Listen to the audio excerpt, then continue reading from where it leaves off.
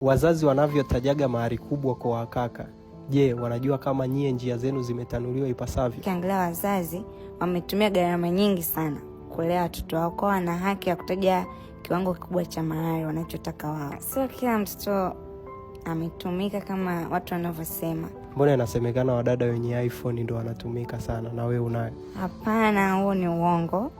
Kwa sababu unakuta mtu mwingine kajihudumia mwenyewe kwa kusave hela, michezo, biashara. Pia sisi wadada tunapambana sana kwenye biashara nyingi.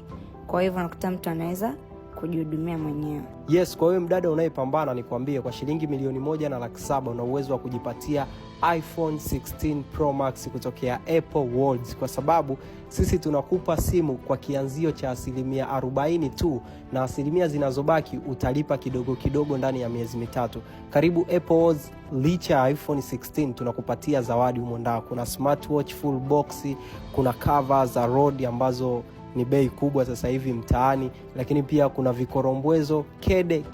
Karibu na shilingi 1,700,000 ujipatie iPhone 16 kutokea Apple Worlds.